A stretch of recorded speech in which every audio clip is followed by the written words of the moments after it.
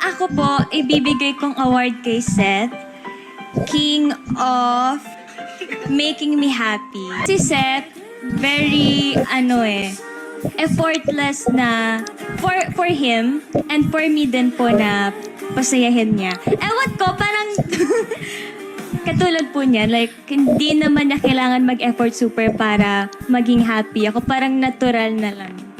Paano magkagusto ka sa akin? Ang parang sumagot, nagdadalo ng isip siya. Siguro sinasabi yun.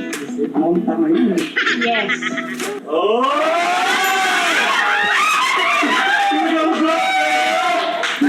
Ano ang magugustuhan mo sa akin? Humor. Humor, sa Eti Boy. Hindi mo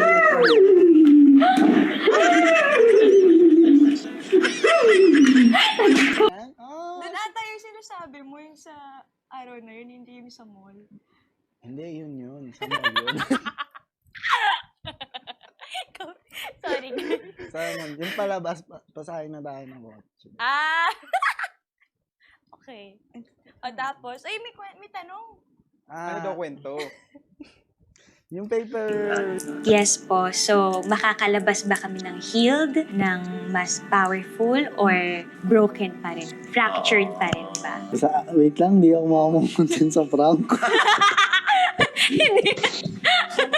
Prankster ka pa. Ikaw ang prankster, di ba? Tumigil ka. Hindi kita kakausap. Well, Hindi mo pa kita kakausap.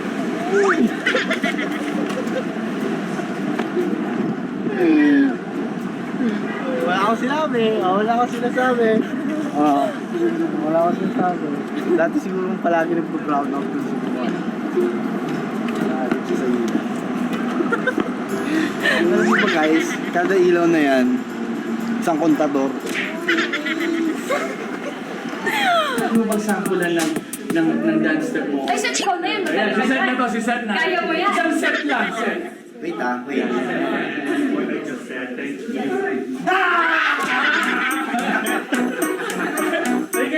Ang galing. Sabi mo mga... Yung alin? Ito. Hindi ko kaya sa porno ko. Aray. Bakit ako inaantok palagi? Ano oras ako nag-isip? Uy!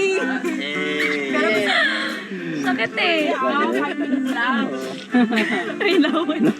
Roy!